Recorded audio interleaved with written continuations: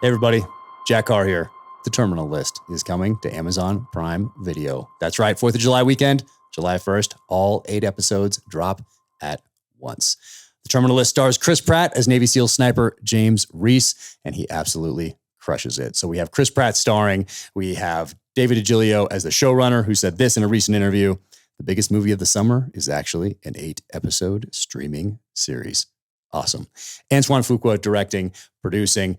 Absolutely incredible cast that includes Constance Wu, that includes Taylor Kitsch, Jean Triplehorn, amazing cast, crew, special operations veterans on set each and every day to make sure that the series stayed rooted in the dark, gritty, primal, authentic foundation of the novel. And I could not be more fired up with how it came out. Amazon was an amazing partner throughout all of this. So get ready. Things are about to get rowdy.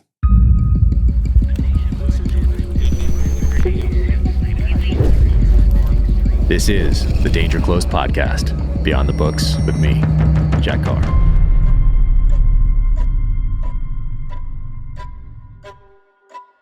Welcome to the Danger Close podcast, an IRONCLAD original presented by Navy Federal Credit Union. In this episode, I will be answering listener questions. So let's do this. Q&A. Who was best at finding and placing talent? General Washington, General Grant, or General Marshall? I would say that would be George Marshall. And that is because he fired so many people up to and through World War II to put those leaders in the positions. And those are names that we all know today. He would not fail people forward. He would not fail leaders forward. He'd give them a second chance, but he would not give them a third, fourth, fifth, and sixth chance and then fail them forward, fail them upward in the chain of command. And that was important. We saw that change really after World War II, after we changed the War Department to the Department of Defense. And we've been failing senior level leaders up pretty much ever since. So George Marshall there, and General Grant, it took a long time to get to General Grant. Lincoln went through quite a few generals, quite a few leaders until he got to Grant, and that's an incredible story as well. But General George Marshall, I would have to say, and he had a list of attributes that he thought were the most important for leaders, and one of those was common sense. Same thing that in On War that Karl von Clausewitz said was one of the most important elements of a battlefield leader. Common sense. Important in life as well. All right, next question. I am so impressed by how prepared you are for interviews and would love to know how you squeeze in time for reading, writing, etc. Do you time batch or anything like that? No, but I'd like to get better at coordinating my schedule, prioritizing, and that's really what this year I think is about for me, is figuring out how to be more effective and efficient with my time. Because up to this point, it's been a full-on sprint. And to this point, I've read every book of the guests who have come on, but I don't know if I don't know if it'll always be that way because there's so much going on. But up to this point, I have. And what I do is I go through that book. I put yellow stickies in there, certain sections that I might want to read, and then I also take notes. So that's how I've done it thus far. But yeah, how do I squeeze in time? It's just always a full-on sprint trying to juggle all these things that are going on. So anyway, it's a great problem to have, and I absolutely love every second of everything that I'm doing, but I can always get better, and getting better this year, I think is directly tied to being more effective and efficient with my time. So that's that. But in doing the research for these interviews as well, I learn a lot that finds its way into the novels. So it's not just for the podcast. It works on a couple different levels there. So very cool. Okay, next one. What are some of your non-writing goals? What are new things you want to learn about or do? I really liked getting into the screenwriting this year and being in the executive producer position for the Terminal List, and working together to bring that to the screen. When this airs, that'll be out on Amazon Prime Video, starring Chris Pratt. So to be involved in every aspect of that production, for pre-production, the development phase, writing the pilot with the showrunner, where he really mentored me along and taught me about screenwriting, to see then him go with Chris Pratt and Antoine to the studios, see it get into a bidding war, wind up at Amazon, and then the writer's room coming together, then doing the casting, and then the filming, and then the post-production and editing, all the way through the teasers and the trailers and promotion, advertising, marketing. And to be a part of all that, I mean, it was humbling that they would include me as the author, but I learned a ton, and I really enjoyed that. So there's a couple other projects that I'm working on right now in that space. So I guess that's a non-writing goal, but it's pretty directly related. And, other than that, I want to, just be every single day, be a better husband, a better father, a better citizen. I'm always a student, no matter what. So I'm always learning new things and then applying them to different areas of my life. So always a student, always a student. What was your favorite episode of the new series? Oh, that is a tough question. I made sure that I got to say thank you to each director. Antoine Fuqua directed the first episode, and as an executive producer, he was involved in setting the tone for the entire series, involved, of course, through the post-production process and dialing this thing in to get it where it is today. So favorite episode, I mean, that first one was so special because it was Antoine and because I was on set there with all my SEAL buddies, and that was just, that was a special one. The end, I love the end. Maybe it's a little different than the book. And I love the changes. I love that we built upon the foundation of the book and added a psychological thriller element, added a conspiracy thriller element. So that was, it was fun to see essentially the book grow, see some characters change, some characters be added, others get eliminated, and not, I don't mean with a sniper rifle, although that happens as well. But telling a story visually is different than telling it on the page, and it was incredible to be part of that process. Episode 3 stands out, and if you've seen episode 3, you will know why. Man, the Sicario, Mexico scene in episode 4, the little hat tip to Heat in episode 5, the hat tip to First Blood in episode 6. Episode 7 is awesome because there's so much going on there. And episode 8 with that ending. I don't know. They're all filmed like a movie. So I don't know if I can pick one. Let me know your favorite when on the social channels. Let's see. Living Daylights is 35 years old this year. James Bond film. In your opinion, what is the most underrated James Bond movie, and which one is your favorite? Oh my goodness. Living Daylights, that took us back to a little bit more gritty Bond, a little more closely tied to Ian Fleming's character in the novels, of course. Man, geez, underrated, maybe. Her Majesty's Secret Service, perhaps, with George Lazenby, maybe, because that was tough to bridge the gap between Sean Connery and Roger Moore, and at the time, it was looked at a certain way, and today it's aging a little better.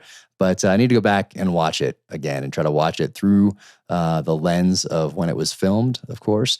But that's a tough question. Growing up, I probably saw Goldfinger more than any other of the Bond films. Although, that's a tough one. Although Dr. No and From Russia with Love and Goldfinger and, oh man, To Live and Let Die. That was Roger Moore's. These are tough questions. These are extremely tough questions. You Only Live Twice, of course, because I'm watching these things in the 80s. And of course, the ninja craze is going on. And of course, that was filmed, back in the 60s, but still, as a child of the 80s, with the ninja craze, you get You Only Live Twice. Man, I don't know. Tough question right there. And then for Roger Moore, I really love For Your Eyes Only. That was a return for Roger Moore anyway, to a more gritty Bond than the other ones that he'd been portraying. So love the Bond films, as you can tell. And actually over here, just off camera, I have all the Ian Fleming books right here. They're not first editions, but they're like these re-editions with his artwork and a limited edition hardcover. And so those are over there right next to me. And right next to this special typewriter. And anyway, love the Bond stuff.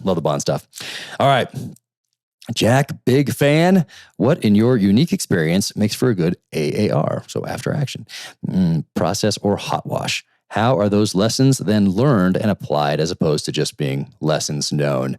And that is a fantastic question. So yeah, we come back from a mission, we do that hot wash, get everybody in the room, talk about what went right, what went wrong, how we can do it better next time. And then we take those lessons and put them in a more formal AAR, after action review. And then that goes out to the rest of the force. So hopefully other units don't have to learn those same lessons in blood, or can just be more effective and efficient warriors based off our experience downrange. And then you turn over with a group coming in and they do the same and you learn from their experience as well as you're getting ready to go in country. So, but how do you turn those into lessons learned and applied? That's a very good question. And you incorporate those lessons into training. You don't just read about them and say, okay, when we're in Iraq, when we're in Afghanistan, we won't do this or that, although the enemy is adapting fairly quickly. So you have to be sure that you stay up to date, but you have to incorporate it into the training, make it part of the training, and you have to adapt very quickly, which is hard to do as a gigantic bureaucracy, which the military is. The enemy can typically adapt a lot faster than we can, a little more agile. So yeah, I would say incorporate that into your training, incorporate those lessons into your training to keep them from just being lessons known and really apply them and make them lessons learned. So great question. What is Chris Pratt like in real life? Oh, he is fantastic. I mean, I was going to try to make a joke there, and then I started to smile because I can't even think about him without smiling because he is such a great person, so positive, so dedicated to his craft and to those around him. I had so many people come up to me on set and say that they had been part of hundreds of Hollywood productions, but they'd never been on a set that had felt like this one. There was just this positive energy that was flowing through that set, and everyone from craft food services, hair and makeup, stunts, so many people came up to me and made a point of taking me aside and letting me know that. And that is all due to Chris Pratt and Antoine Fuqua setting the tone for the entire production. And in a series like this, you're filming for 5 months. And that's a long time for people to be there each and every day, 350 people to be there on set every day, maybe a day off here or there. But not very often, maybe 2 days, maybe the weekends off, maybe you're working the weekends. And there's some long days, and I sincerely appreciate what everyone did. And one of my takeaways is just how hard everyone works and how good they are at their particular responsibility. So that really, really stood out to me. Yeah. Let's see here. So Chris is awesome. What does Chris Pratt do to get into James Reese shape? Well, luckily, Chris lives his life now, and he talks about this in a few interviews that we were doing for the press junkets for the show. And he talked about how he's just staying in shape these days, so he doesn't really need to do too much to get back in to fighting shape because he's really already there, and that's how he's living his life. So eating right, exercising, so getting sleep, that sort of a thing. So he didn't really need to do too much to get into James Reese shape, but maybe a little bit of tune up. And my buddy Jared Shaw is there with him working out, and he was coming off Thor also. So they were in Australia working out, filming Thor, and then they jumped right into the terminal list with Jared Shaw playing Boozer, and of course Chris Pratt playing James Reese. Lieutenant Commander James Reese, can you outline the details of your mission? Watch your back! This was a targeted attack. My timeline is a little fuzzy, but they knew we were coming.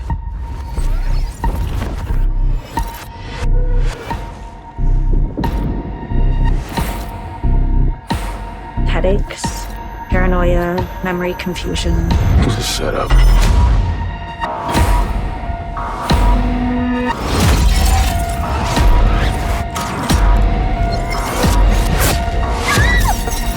Still think I'm losing my mind?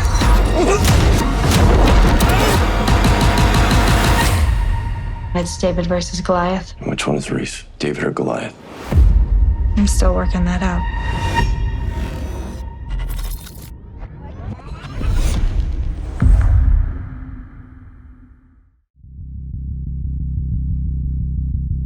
All right. Will we ever learn what is in the letter from Thomas and in the safety deposit box? I think so. So I have it written right now, book 6. I'm working on it right now, but those 2 things right there, they're written, and I don't know. I might morph them and edit them a little bit, but yeah, I think you're going to find out. I think you're going to find out next April or May of 2023. Let's see here. When it comes to modern day military fiction, what do you believe separates the excellent ones from the average ones that still have the same amount of authenticity? Would love to hear your thoughts. Your work and book recommendations are super inspirational to me as a writer. God bless. Thank you. Thank you. God bless you. All right. What separates? Well, I think it's what separates any art, any great art from other art out there. And it's all subjective, of course. But there's something called heart, and you can't really put your finger on exactly what that is, but you know it when you read it, you know it when you hear it, you know it when you see it, and that's that thing. That's that thing, whether it's the television series or a movie or a sculpture or a painting, it's that thing. It's heart, and you can't. There's no formula for it. So, but when you read it or when you write it, sometimes you know it's there, and but yeah, I can't put my finger on what that is, but it's heart. That's what it is. All right. I recall you saying that chapter 3 of In the Blood holds a certain personal significance. It's a great conversation between Reese and Mrs. Hastings about forgiveness. Could you explain that significance a little further? Yeah, I certainly can. So I wanted to introduce this. I wanted to have a conversation between the matriarch of the Hastings family and James Reese. And and that's where I get to know the characters. You know, I have the name and the position in a character list when I start, but, it could be like John Smith, Secret Service agent, bad guy. It could be just that. And then I really don't get to know the character until that character is in dialogue with another character. And that's where I really get to know them.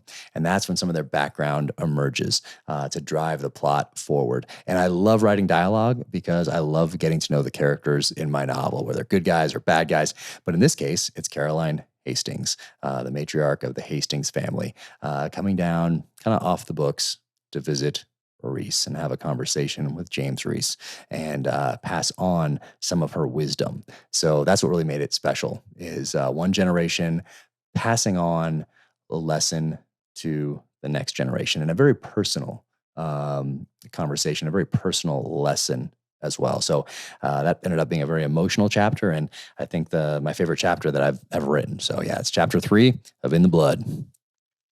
Here we go. Your battle and fight scenes are great. During these scenes, Reese's thoughts sometimes turn from the battle to his personal life. When you were in battle, did that happen to you? And no, not in the moment, but in an 11-day campaign for Najaf or something like that. I mean, you have 11 days out there of pitched street battle. And so, yeah, every now and again, you think about home, or think about what happens if you don't make it back, or, that sort of a thing. But when you're in it, when you're kicking in that door, you're taking your corner, and you're doing those sorts of things, that's the only place that you are. You are nowhere else. But as I'm writing, a lot of times I want to connect what Reese does to a lesson or to something in his past. So I will have him thinking about different things to move that scene forward and to explain certain elements of it as the action is taking place. So, but no, when I'm kicking in a door in the real life, or the breach goes off and in you go to take your corner and move into the room or through the structure, you're not anywhere else. Same thing when you're on like the ramp of a plane. You're not thinking of anything else as you're about to jump off that thing and in free fall. But same thing, very similar feeling to being at the top of a rapid in a kayak. For anybody that kayaks out there, when you're about to drop into a rapid, I mean, you're not thinking about anything else, and you're in it. And I guess it's that flow state thing or something like that. But anyway, that's that one. Let's see. What scene are you most proud of in the series adaptation? What scene?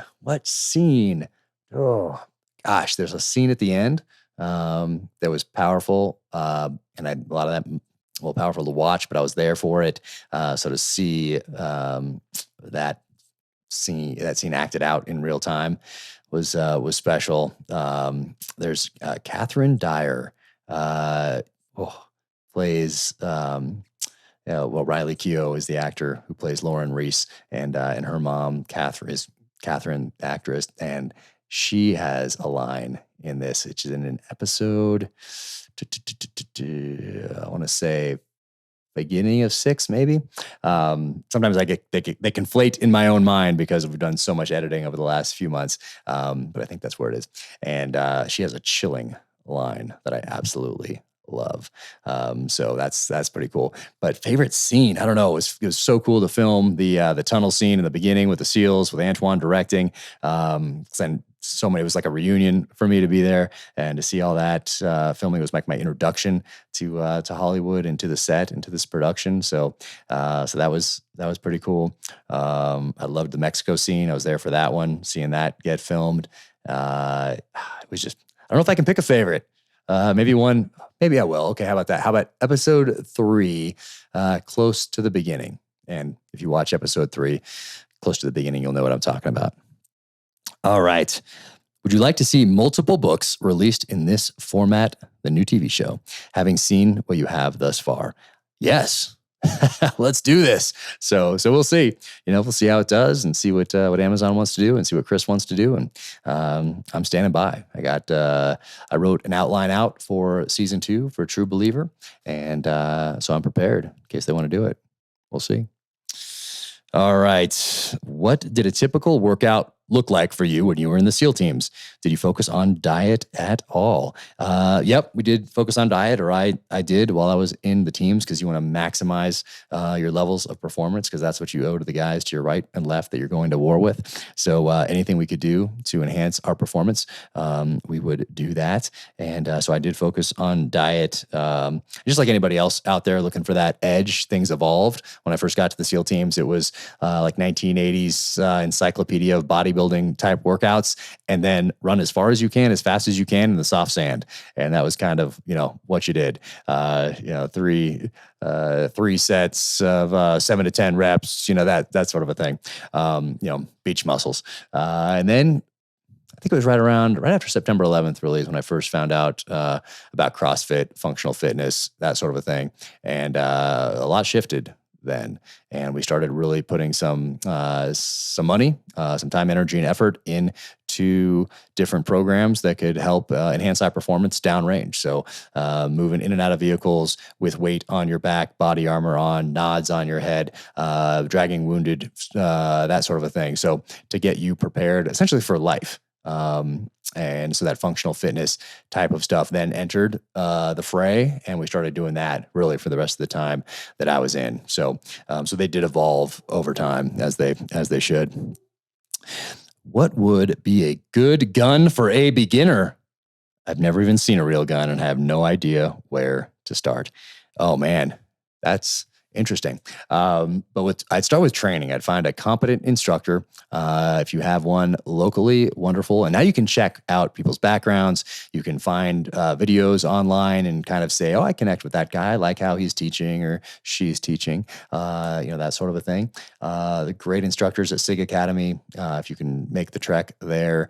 Thunder Ranch, of course, if you can spend 3 days. A lot of their courses are 3 days now. But getting on the range with Clint Smith, it's an experience, and you should have it at least once in your lifetime. So make the pilgrimage out to Thunder Ranch and get in touch with Heidi out there at Thunder Ranch and let her know that, and she's an incredible instructor, but let her know that you're coming out. Maybe, hey, I don't know what kind of pistol I should get. What do you recommend? And she'll be able to make some good recommendations. I like the Sig P320 line because there's so many options in that lineup.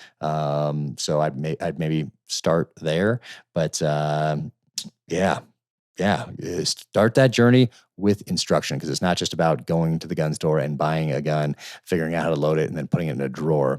There's a lot more to it than that. And if you do go down that path, you have to get the training. That is the most important part, is to put that time in with a competent instructor that can help you reach that your potential, your full potential, but also recognize your capabilities and your limitations. Both are important to know.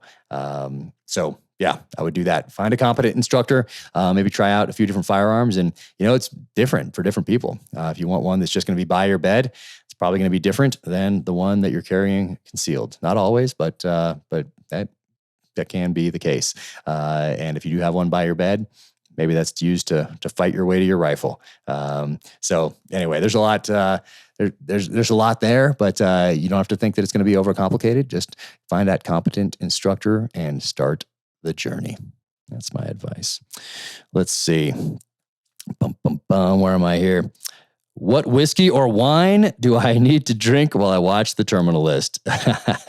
Well, whatever you like. But hey, maybe a veteran-owned and operated company, maybe like Houghton Young, former Delta guys over there. And if you look close, you'll see it in the terminal list. So check that out, episode 1.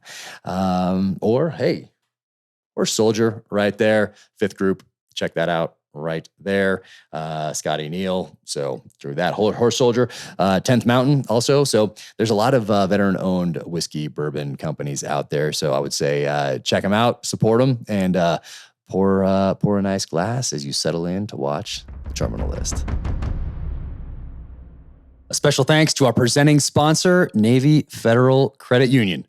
I have been a member since 1996. There is my cue card right there. Man, Navy Federal has been with me every step of the way while I was in the military for those 20 years. And now that I am out, and they've taken care of me, taken care of my family, and have had nothing but the best experience with them. So to have them sponsor this podcast is, it's humbling, and I'm honored. Becoming a member at Navy Federal Credit Union lets you experience more, from everyday commutes to your next big vacation. The flagship credit card earns you 3 times the points on travel, so you can get rewarded for wherever you're headed next. Plus, this premium travel card has a low annual fee of $49 and 2 times the points on all purchases outside of travel, meaning the rewards don't have to end even when the vacation does. Speaking of rewards, you can get a Navy Federal auto loan and reward yourself with a new car. Applying is easy. You can do it on their mobile app, online, or by phone, and it's so fast, you can get a decision in seconds. Navy Federal has great rates on auto loans. Plus, with their car buying service powered by TrueCar, you can shop, compare, and get upfront pricing on your next new or used car. At Navy Federal, members are the mission. Navy Federal is insured by NCUA. It is open to the armed forces, the DoD, veterans, and their families.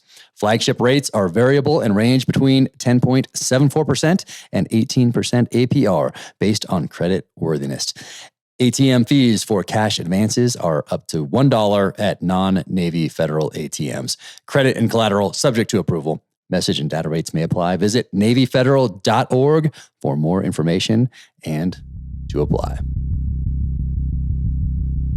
I want to thank my friends at Black Rifle Coffee for sponsoring the Danger Close podcast. I've been a huge fan for the longest time. Drink Black Rifle Coffee every day. And if you keep your eyes peeled, you will notice that perhaps Chris Pratt is wearing a Black Rifle Coffee t-shirt, not unsimilar to this one, in the Amazon series adaptation of the Terminal List. Now you can go to blackriflecoffee.com/dangerclose and use code DangerClose20 at checkout for 20% off your purchase and your first coffee club order. Black Rifle Coffee, America's coffee. Keep crushing. Thank you so much to Sig Sauer for jumping right on board out of the gate to make this podcast possible. Obviously, I am a huge Sig fan, having carried the P226 on every deployment downrange in the SEAL teams. But Sig was a supporter. They were friends well before I was a New York Times bestselling author, well before I even had an Instagram account or any social media presence whatsoever. So thank you guys all so much. Ron, Tom, Jason, everybody at Sig who gets up every day and continues to crush it and lead the way. Sig is always adapting. They're always at the forefront, whether it is firearms for citizens, whether it's firearms for our military, ammo, suppressors, optics, training, fire control units. They are doing it all, and they are always pushing that envelope and trying to do it better each and every day through innovation and adaptation. They crush. So thank you so much for that friendship and support. It will never be forgotten. Welcome to the gear highlight portion of the Danger Close podcast. All right, Dynamis Jeans. You got to check these things out. When Dom at Dynamis first sent me these, I was like, oh man, jeans, they're tough. He got these right. And so they got that stretch in them. They got all the pockets in the right places, and they don't look tactical, but they are legit. So check out the Dynamis Jeans on their site. Check out everything they have. It's crusheverything.com right now. So Dom Rosso, buddy of mine from the SEAL teams, and you might be able to catch a glimpse of Chris Pratt wearing these jeans in The Terminal List, which is on Amazon Prime right now, all 8 episodes. This belt too, love my Dynamis belts. These things are awesome. They've got some secrets in them, so go to crusheverything.com, go check out Dom's videos on YouTube as well, and you can find out all about the secrets of these belts. But as soon as I started wearing this belt back in 15? Something like that. Anyway, I've been wearing it ever since. So bam, Dynamis belt. Check it out. Check out everything else they have on there, like this right here. Yep, that is the Razorback. So I just love these blades from Dynamis right here.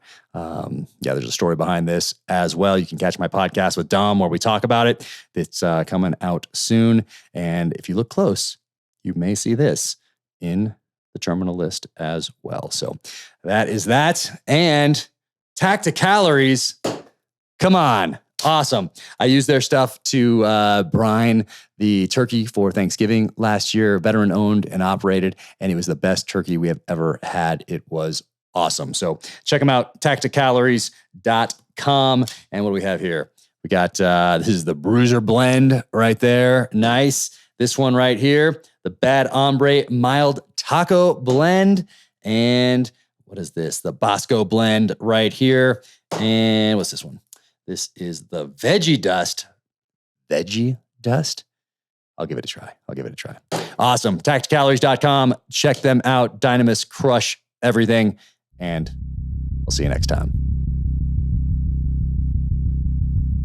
Thank you for tuning in to the Danger Close podcast, an Ironclad original presented by Navy Federal Credit Union. You can follow me at Jack Carr USA on the social channels. OfficialJackCarr.com is the website. You can sign up for the newsletter there. And JackCarrUSA.com is for the merch. Until the next time, take care out there. Be safe, stay strong, keep fighting.